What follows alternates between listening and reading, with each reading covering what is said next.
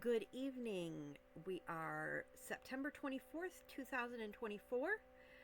Um, Getting forecast out late because I've been having technical issues tonight. We are going to share this with our North American art products people. And if you're finding us for the first time, my name is Peggy. I not only run North American art products and create art with my photography and my digital art, but I also run North American Dark Skies, which is a group for anything done under a dark sky with photography, whether it's shooting lightning and storms, whether it's shooting astronomy, auroral photography, whether it's city photography at night, night portraits. Any of that can be part of North American Dark Skies. We also have two state groups, which is Michigan Aurora Hunters and Wisconsin Aurora Hunters. You have to be living in the state of Michigan or Wisconsin to be a part of these groups. The goal of these groups is for people that are local to meet people that they're meeting in the dark so that they can feel safer. It's so they can find travel partners so that they're not out there alone. And they can have other people to depend on and learn from and get mentorship from.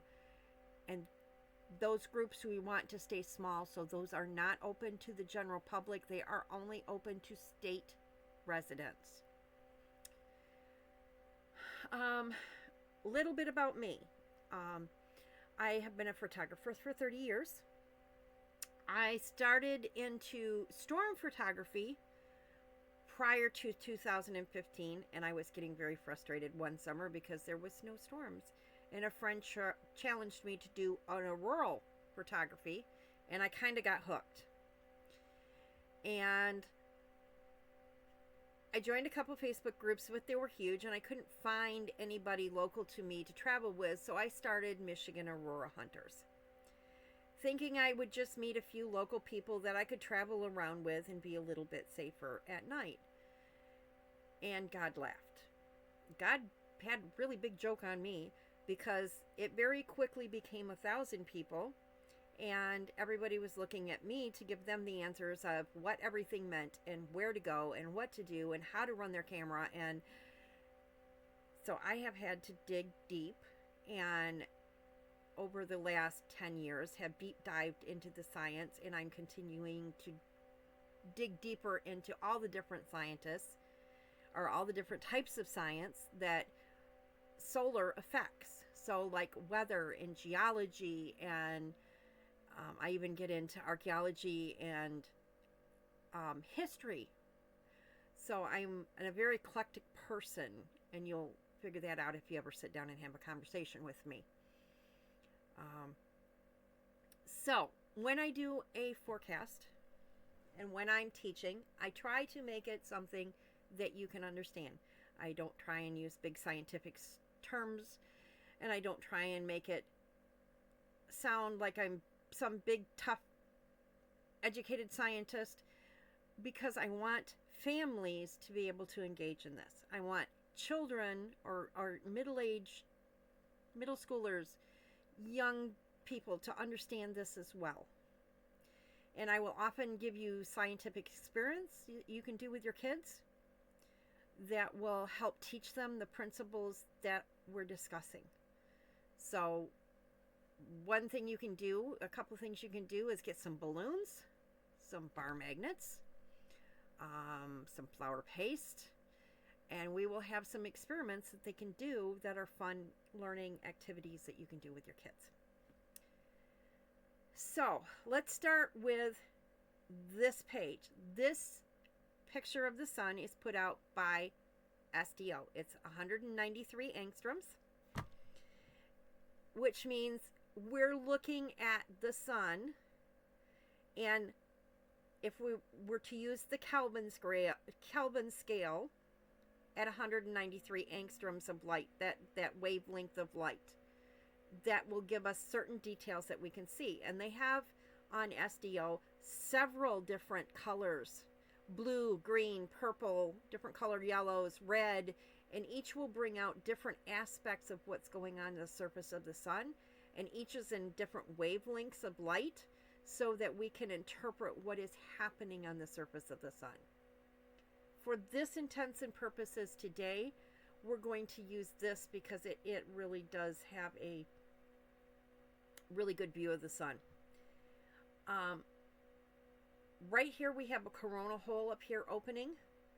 This right here is a coronal hole. What is a coronal hole? A coronal hole is a big hole in the atmosphere, kind of like the center of a hurricane,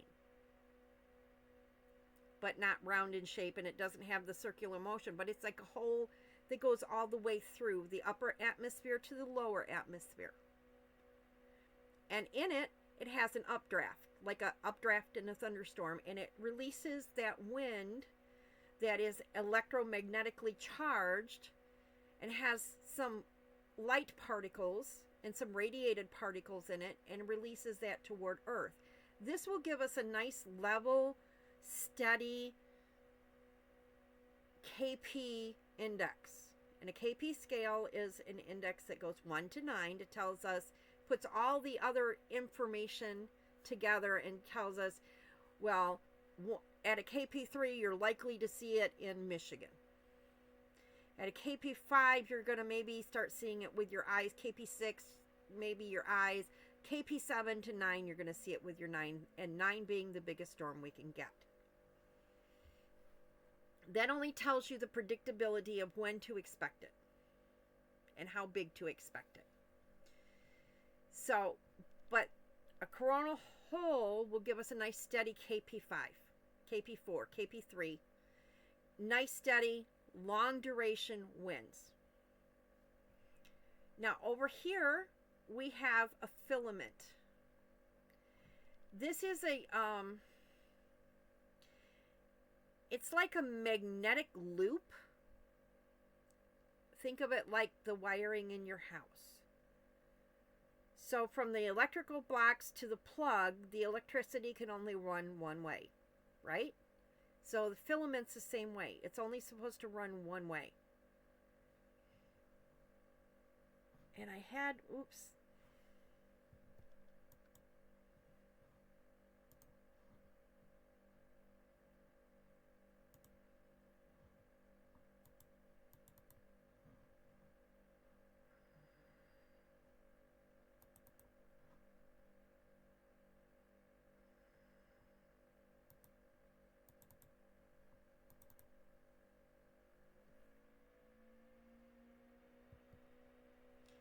So if you can see this, and I'm hoping you can see this, and I'm going to check to see if you can see this. Okay, you can. This is our diagram of our filament.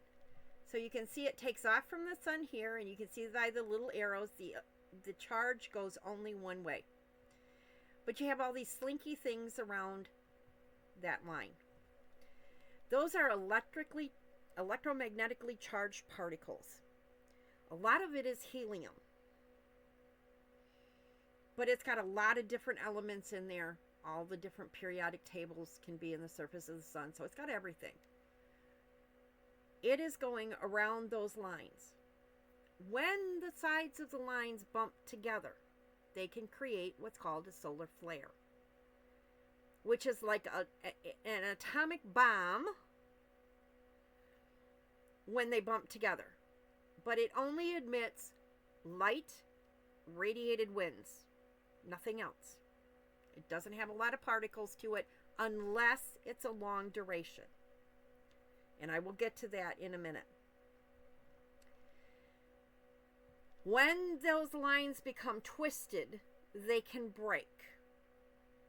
And they emit what's called a coronal mass ejection, which all those plasmas, all those molecules that's looping around that magnetic line will get hurled off into space. And when the ends of that line where it broke snap together, it creates a magnetic reconnection. And I'm going to show that to you here in just a second, because we have a really good example here. And I don't know if I can get this to come in larger.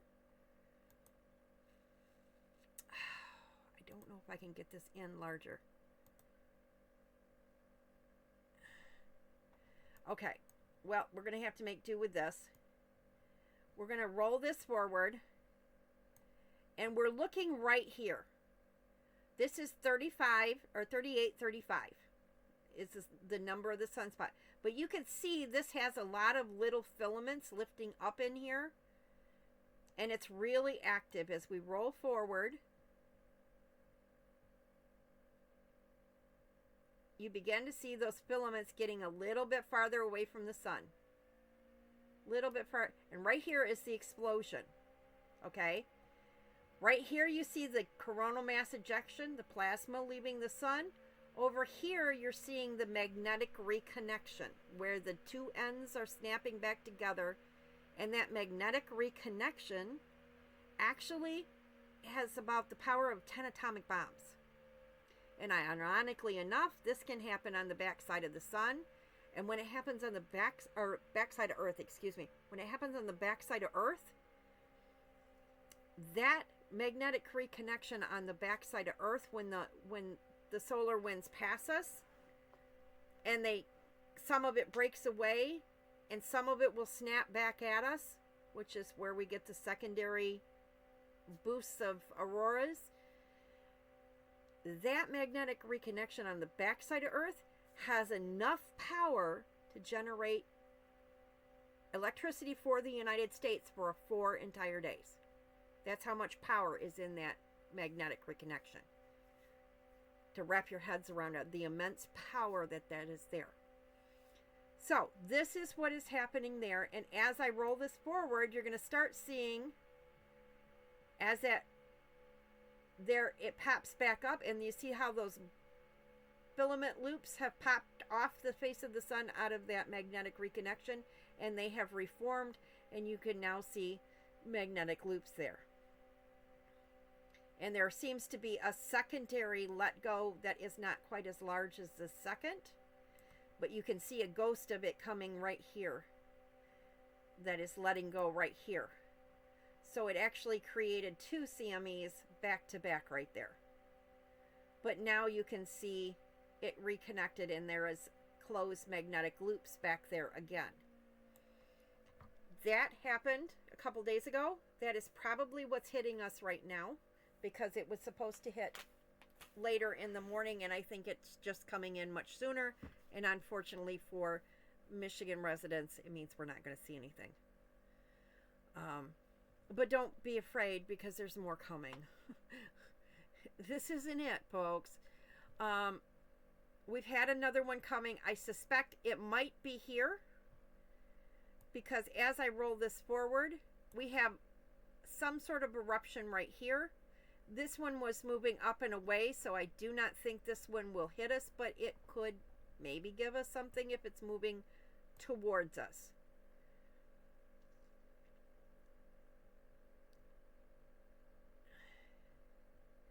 And then if you watch real close, we have a destabilization right here toward the end, and one right in here.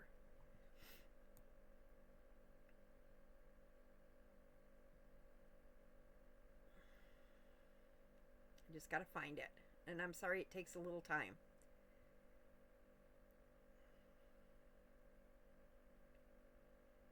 Right in here, you can begin to see things start to change shape.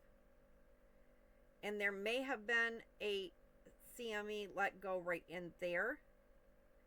But also, if you look right here at this filament that's roping here to here,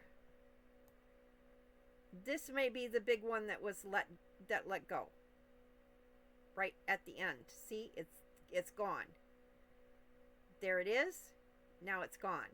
And you can see a flare right there. So we do have more activity coming, and we see a slight whoosh coming out of here. I'm seeing a slight whoosh coming out of this area right here, so it may have moved down and away.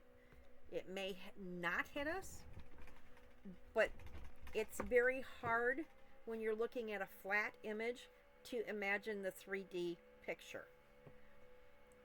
This one was moving up and away. This one is moving down and away. This one had a whipping motion. It is coming back towards us. So, I'm going to take and show you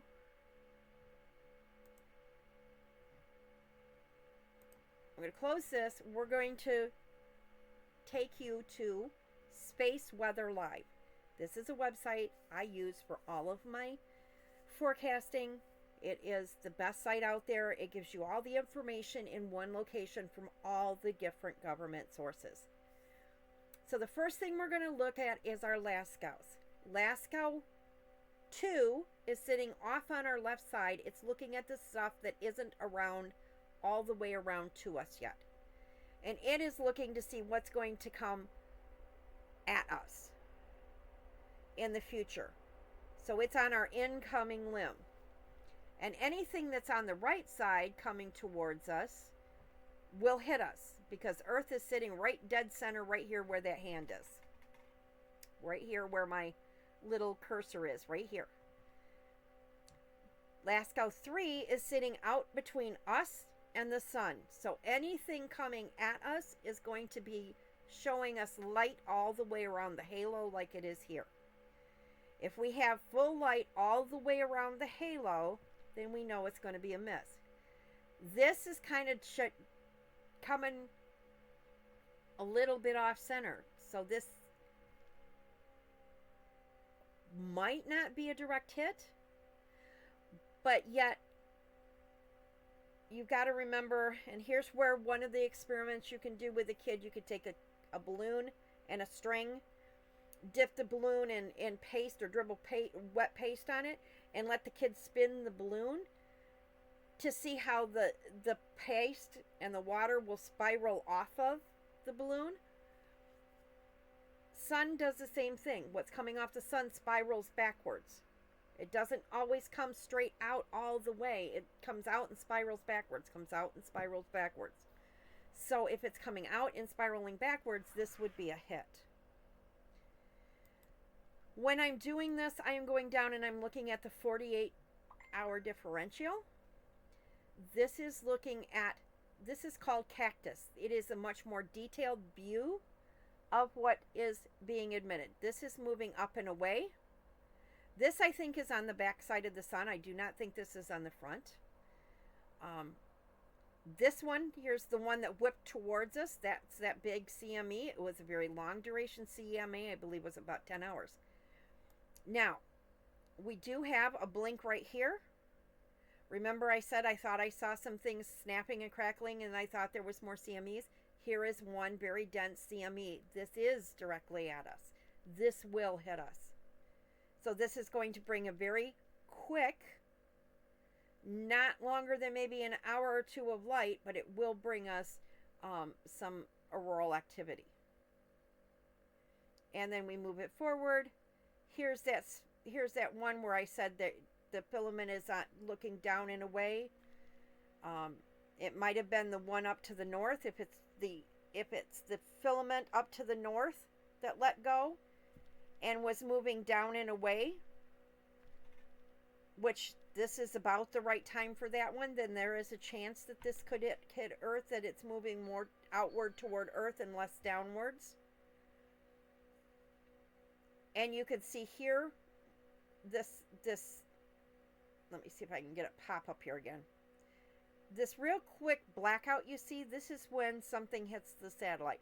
There's some sort of flare or radiation or wind or something hitting the satellite very strongly. That's when we get popcorn. That's when we get this broken image. So probably the flare that happened with the CME hit the satellite, because it can hit us in as little as 8 minutes. And now we're seeing the after effects of the CME coming out.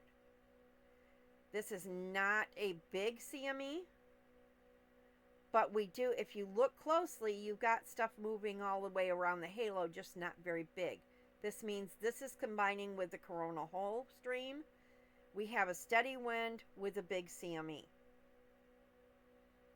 Now, if I was guessing, if this is high enough latitude to hit us, if it's moving forward enough to hit Earth, combined with the coronal hole stream, this is going to go bigger than they expect.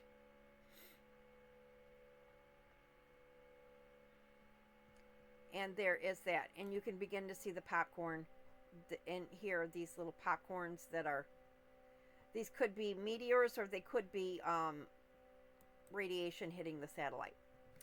So, where is the next spot I want to go to look for information? What is the next important information I should look at? Well, I want to look at my sunspot regions. So, this is center latitude. Once everything hits that latitude, we know it's going to be a definite hit until it gets over here to where 38, 31 is. So between here and here, any eruptions take place on the sun is almost a guarantee it's going to hit Earth. Unless it's moving straight up or straight down. That's what we call the go zone. And historically, for the last year and a half, the pattern has been for things to be very quiet until they hit the center stage, and then they tend to get really active. Now, I'm seeing a shift in that lately. And we're going to have to see what that shift in pattern becomes. But that's been the pattern up until like July, August. But now I'm starting to see a little bit of a difference in pattern, and that may change, and we may have a new pattern starting. This is our incoming limb. If things erupt on the incoming limb, it's almost always going to miss us unless it's a horizontal storm that has a whipping motion that whips it towards us. And that's what we just saw in that big CME, that it had a whip motion, that it whipped it sideways rather than straight out, so it whipped it over into Earth's path. So that is close enough to hit us with that wind. I'm going to encourage you to go in here and learn a little bit about the sunspots. This tells you the different classifications and what they mean. Like an alpha is just one spot and it doesn't have different polarities. Beta is a sunspot group that has positive and negative polarity. You got to have the positive and the negative to get a really good CME. And then it goes down to the different configurations that can cause that. And then we have the different classifications of the size of the sunspot, the group configuration, and the distribution of sunspots within the sunspot grouping. So, and then you can come down here and look at the different types of classifications to what they mean and further study that, which is very interesting. We aren't going to go in that and confuse people. I'm going to open this up. 36 or 38, 35. Whoops, I wanted 38, 36. Sorry about that. We're going to look at 38, 36, which is coming around the limb. And this one is beta gamma. It is more likely to create CMEs. It may quiet before it hits center stage and then get very busy closer once it passes that center disk point.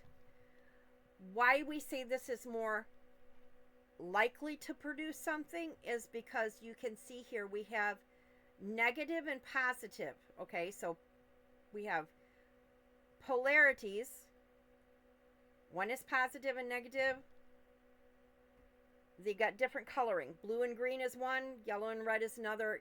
When they're tightly wrapped, like this one is, right in and around each other, and you've got a little spot starting up here in the middle of all this red with this blue wrapped around it, it's likely that you're going to have the magneticism and the electricity to create larger CMEs. And that is coming at us. And right behind it is another big one that is we should see a picture of in the next couple days. But it is still around the limb. We've got one here and one right in here coming around the limb yet. So, now I know where my sunspots are. And I looked at the feed with the surface of the sun, so I know where my filaments were. So I had a filament here. I had a filament running right in here between these. I had a filaments down here. I had some filaments in this area. So now I know where my sunspots are. I know where my corona holes are. Okay, let's look at the corona holes.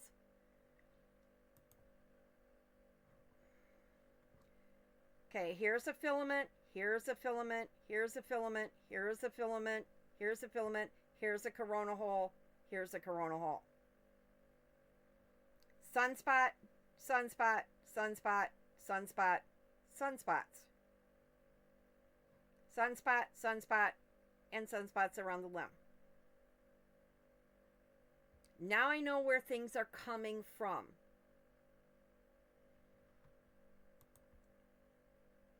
The next thing I'm going to look at is solar flares.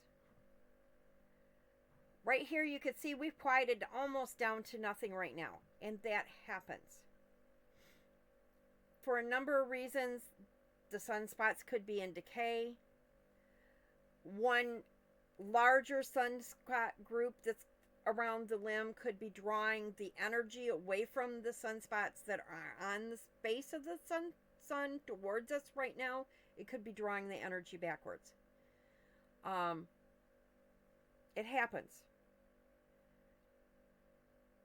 You know it's in decay if you watch the sunspot group start dying away. And by dying away, you look at, okay, not every one of them has stabilized. They were degrading in size. Every one of these sunspots have stopped shrinking. None of them are growing. It would have an arrow up or down if it was growing. So I would say the sun is taking a breath. It's taking a break.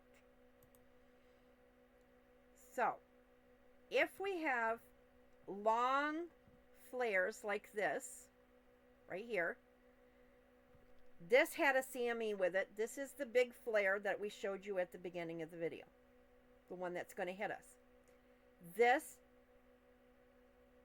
when you have a long, wide flare like that, or it stays elevated above normal, then you know you have something coming at you. If it's a quick up and down, like right here, more than likely it doesn't have anything good for you. It's just a burst of light, and it didn't make it off the surface of the sun, and it won't do much for us. Okay? But you want to watch when you get these nice wide ones, or like right here where it's elevated and it stays elevated before it drops. That's a very long duration CME. Or flare that has probably got a CME with it. And it's just about the right time for that last flaring. Now, the last part of this, well, one of the parts of this, the next place you go is to look at your CMEs. So I'm going to take this down. We're going to look at, here's the big CME. Here's the cactus view of that. You can see it reached clear up here, came all the way around down here, but you can still see that we have something moving all the way around the halo. It means this CME went this way, but there was secondary CMEs or solar wind that was happening with this particular CME. But you want to pay attention to what's in the outline. See, this is having a whipping motion. It's coming around this way. It's coming back toward Earth. And this is super, super dense. Okay, this lasted about 3 hours. So it wasn't very long. It came at a 177 degree angle from midnight. So it's 177 degrees from midnight. It had a width angle of 112 degrees. It could have been moving, and this is kilometers right here. It could be moving as slow as 152 kilometers per second or as fast as 631. And I'm real check. Okay, we still got picture. Okay. So, this is definitely going to hit us. Now, how do you how do you know when you're going to err bigger or smaller than they expect? Looking at, based on this, I have a super fast one well ahead of this. That may be what we're getting hit with right now. And then we have another super slow mover right here. This is slow. It's not going to do much. This could scoop it when it comes in and make it a little bit bigger if it catches up. I would err we're going to get something maybe a little bit bigger than expected, but not much. You know, KP3, KP4, maybe a KP5, but not much bigger than that. Then I would go up here and say, okay, I have this one that's moving super slow. It's moving down and away. This was super dense.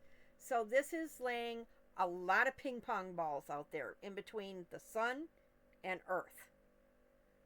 Okay, so there's a super amount of ping pong balls there. And if that came from the upper angle from the northern hemisphere, it has a good chance of hitting us. It lasted for 10 hours. So this was super long, super slow, you know, and it's mixing with a coronal hole stream. So this one will be bigger than expected if it hits us. Behind it is we have a secondary explosion right next to it, CME, another one right next to it. That is going to push part of that existing CME a little bit faster.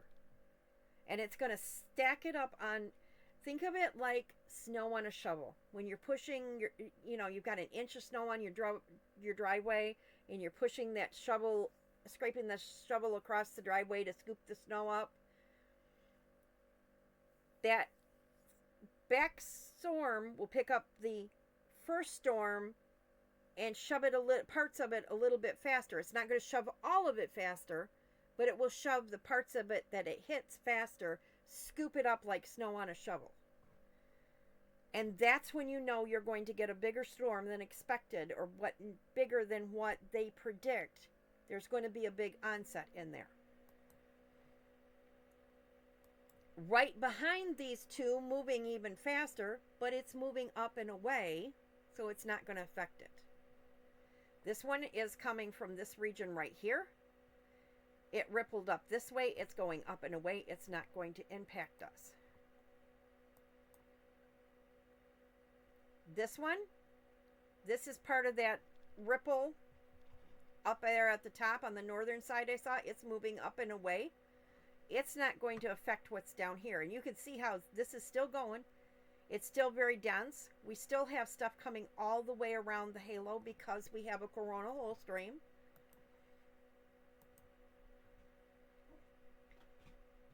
This one is going up and away, so it won't shove it. And this one's going up and away, so it won't shove it. But we still have this ongoing at a steady jet. So we still have a lot coming at us. Might be a slight bigger than predicted, but I'm not going to give it a overwhelming, wow, it's going to shock us all. But that's how I know when things are going to be bigger or smaller, or hit or miss. And there will be times that I look at you and say, no, this isn't anything, because it's just not lining up right. It just doesn't look right. Shut the door.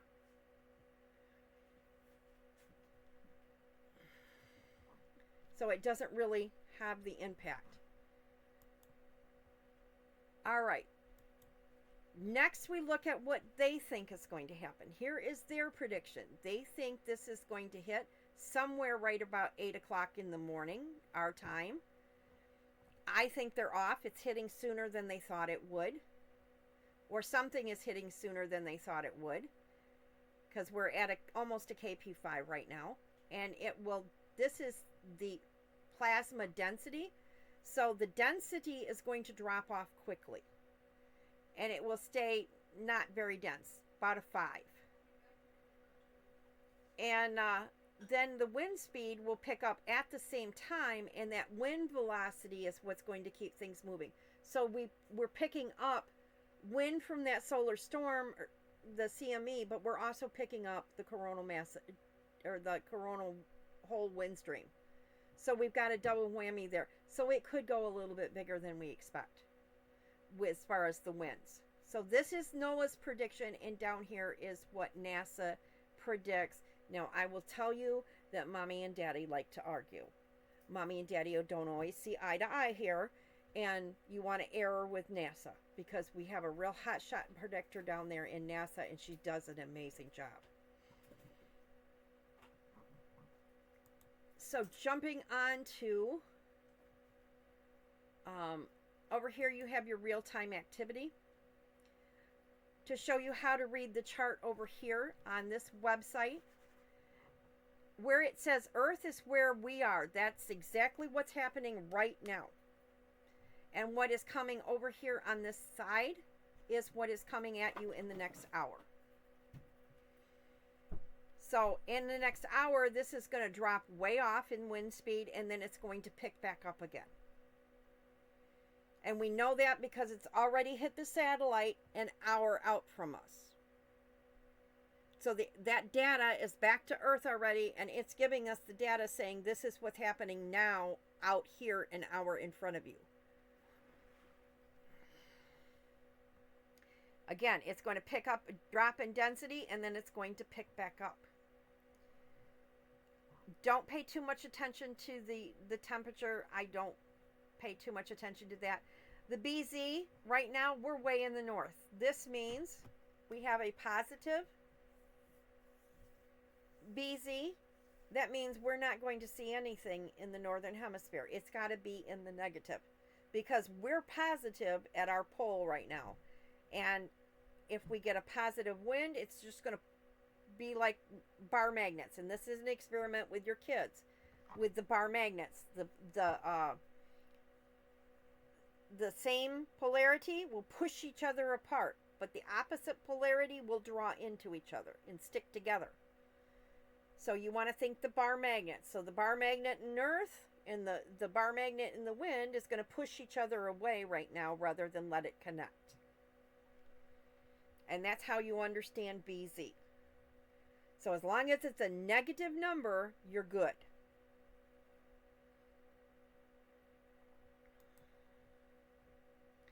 Then I jump down to your forecast. This is your 3-day forecast.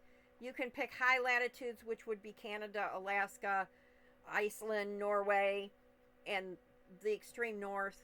Middle latitudes would be more like we are here in the U.S. With the caravat, that Michigan has a weird dip over it. And Michigan tends to get more in between the mid and high latitudes, error on the higher side of things. Because I think it has something to do with the iron and nickel content we have in Michigan. There's just a weird little pocket of a dip right above us that allows us to get better auroras.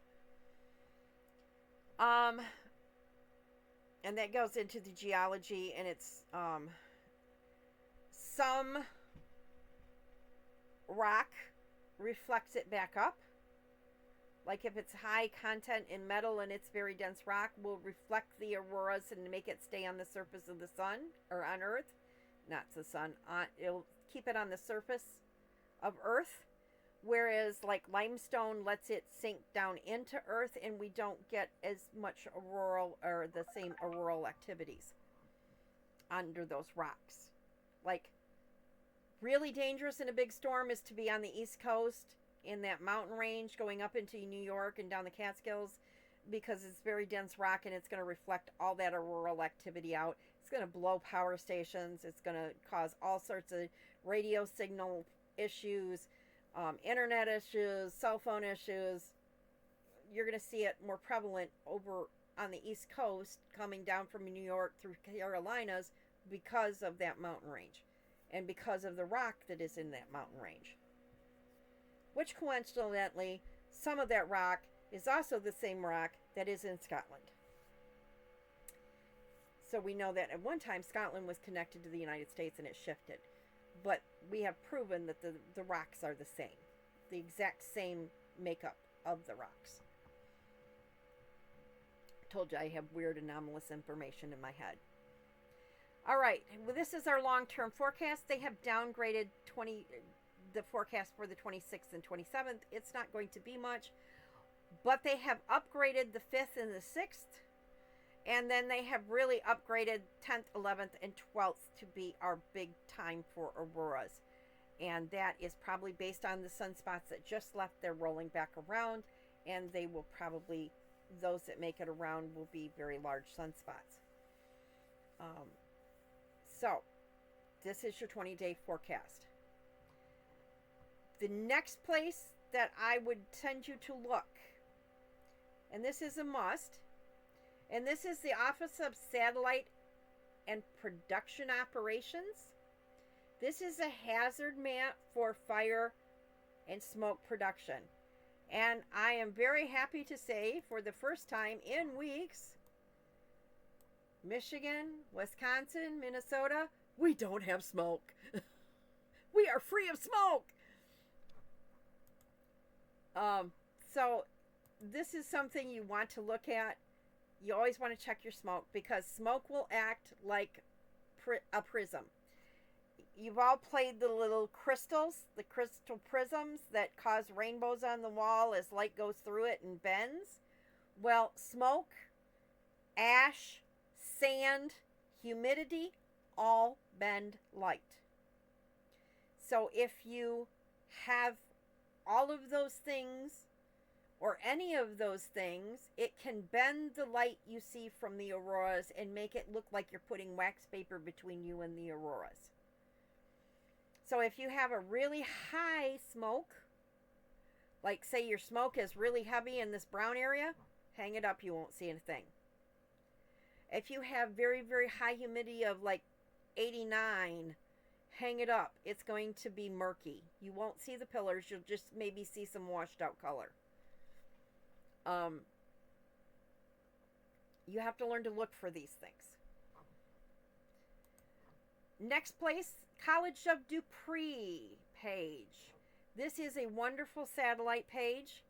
It has a very good satellite. You can zoom in over here by looking at the localized, sub-regional, and regional areas. And this is one of the best short-term weather predictors I have found that I like. We also have, let me see.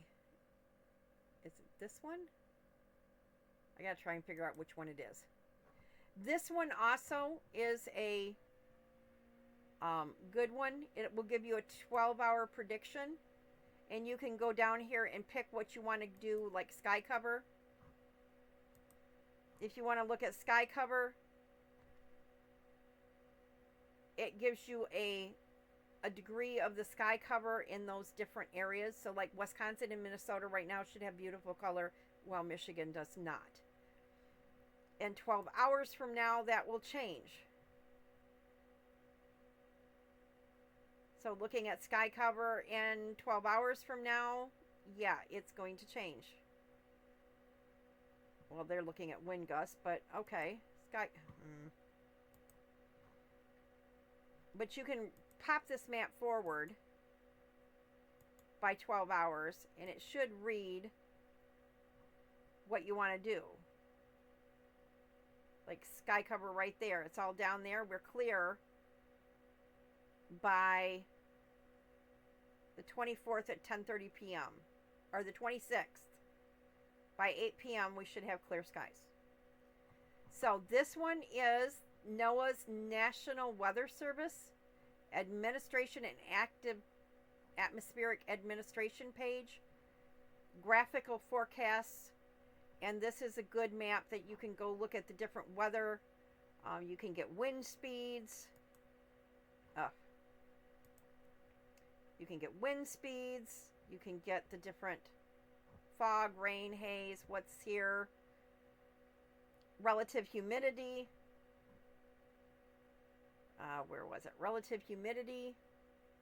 We're at a 65 right now. That's pretty good for Michigan. So this is a very good page to bookmark and have.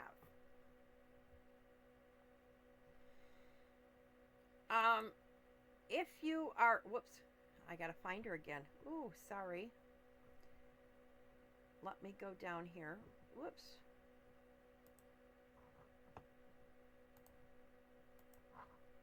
Sorry, this is my upload page, my channel. If you go down here, one of my favorite people to follow is Dr. Tamitha Sokoff. And she comes under this page. And she has many classes if you want to dive in to the solar science. She has many courses that are just like the courses she teaches in college, so that you can sit down with your kids and learn all about solar science and feed the little brains around you, and she's very easy to understand, and she doesn't talk over your head, which is very important. She's very good at explaining things. She also does some forecasting when she knows that something's coming at you, and she's very good at explaining it too. So if ever I don't have a forecast, I would come here and see what she has. And these are the wings that you need to check, to look at, to see what, if you're going to have auroras, if you should chase, if you should go look for those things.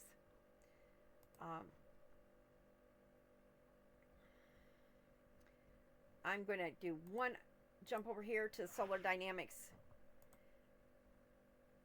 Over here at the bottom, here is all the different wavelengths of light to show you real quick. And each one has a different view of the sun, a different thing to see about the sun. From sunspots to the magneticism in the sunspots. But here's what I want you to look at on the back. Here is 3836 and 3815. This is 3836. Right behind it, we have another large coronal hole coming around the back of the sun.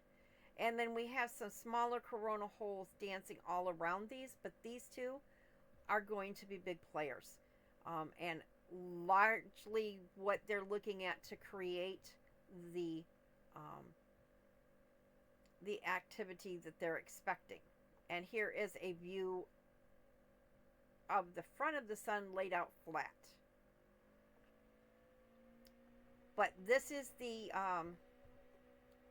SDO data page. It is the SDO Solar Dynamics Observation. And it is a government site, and you can go in and pull up any of these. And they have lots of information and daily movies and different things you can explore with your kids, and it's a very good site to use.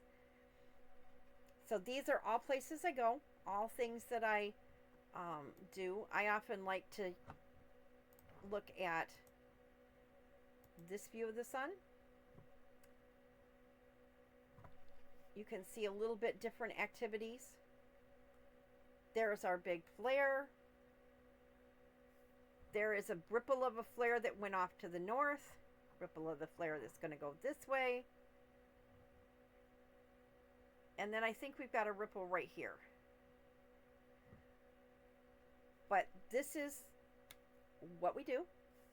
Also, for those of you that are just joining us, if you have somebody that's thinking about buying you a camera for Christmas, they can reach out and contact us through any of the groups: North American Dark Skies, North American Art Products, North American or Michigan Aurora Hunters, or Wisconsin Aurora Hunters. I will help go over the kinds of cameras they might want to get you, the best ways to buy used.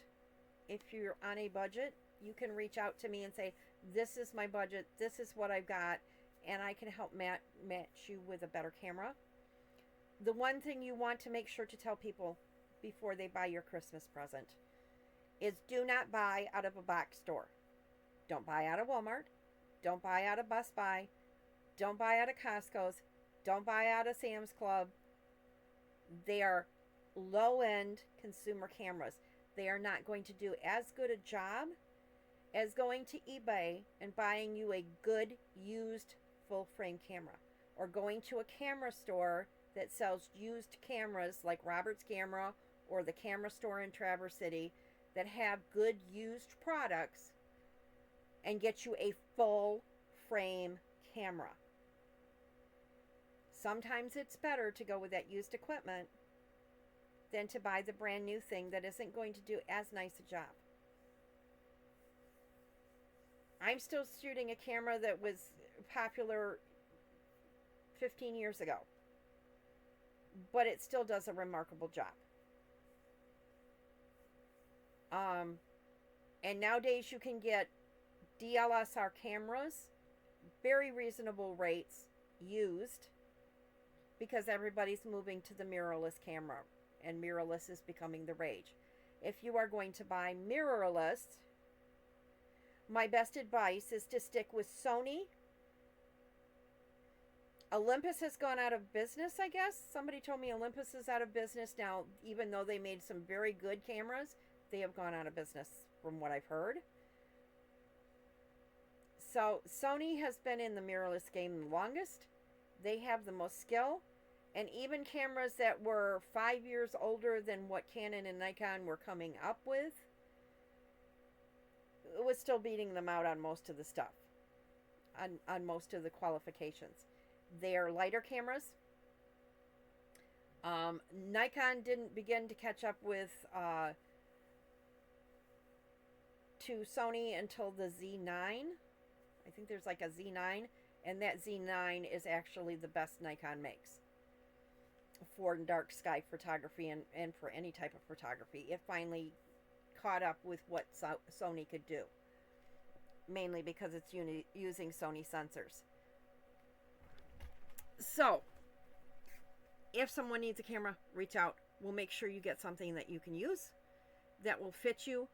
I'm not real great with cell phones, but I can help a little bit with cell phones. Any new cell phone, probably within the last 3 or 4 years, will be adequate, but you do need to get a really inexpensive tripod off for a cell phone that has, 3 little legs that fold out and is stable. Get a sandbag for it, and you should be fine.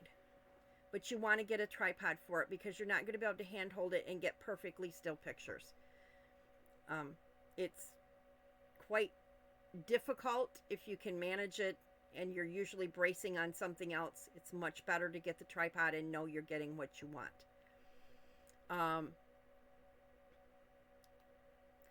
If you like this, share this. If you like the art products that you're seeing on North American Art Products, please share. We are going to be having some sales coming up. The first one up is going to be your Christmas ornaments, so you might be looking at the Christmas ornaments and seeing what ones you like the best and what ones you might want to give as a gift, because that sale will start somewhere probably the 1st of October or this weekend. I will be putting an ad out on the North American Art Products page, so you might want to go check it out. I hope to see you all out there sometime this next couple weeks. You also can contact me for private lessons. I do privates. Next year we will see about classes. I just have not been able to pull it off yet. Next year, hopefully, we'll be van lifing it. It will be much better for me to travel around the state and give classes in different locations and to different groups of people that want classes, and you can book small groups of classes with friends.